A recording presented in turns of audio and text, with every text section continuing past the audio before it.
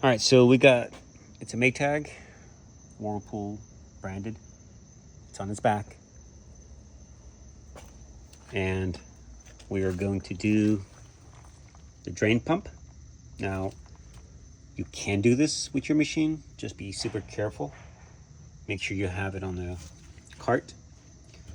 And if you're gonna lay it on its back, put something down, because you will have some water leaking out. Not a whole lot, but you will still have some. Now, all the water that was in the sump is gonna be in the drum, and you may have some on your floor.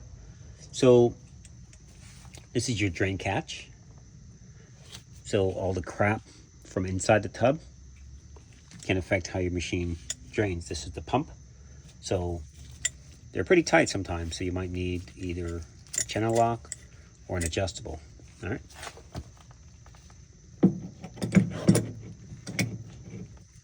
So righty tighty and then lefty loosey.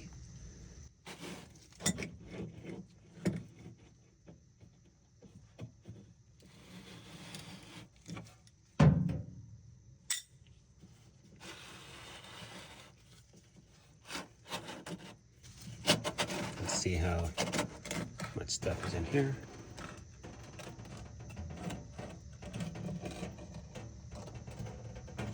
All right, so it does have some stuff. I have no idea. It looks like grass and a coin. A quarter, about 50 cents. All right, we'll clean this out.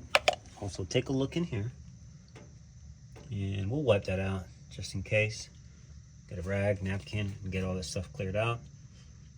And I don't see anything that would be obstructing or restricting the drain. This is your drain hose, goes all the way up. So we do this to all our machines before we sell them. So we'll wipe that out and put it back in. Now make sure when you put it in, it stops right there. That's the stopper. And make sure you snug it good. Make sure you don't damage the O-ring on it, otherwise you'll have a leak. All right. All right, so we're done with the clean. A lot better. While you're at it, go ahead and clean the O-ring. Make sure it's nice and clean, and clean as much as you can in there. If you want, you can remove those bolts. Okay, and check between the tub and the pump in case there's a restriction. So that would be what to check if you notice your machine is not draining after you're done. And the pump, you can also take it off, screws.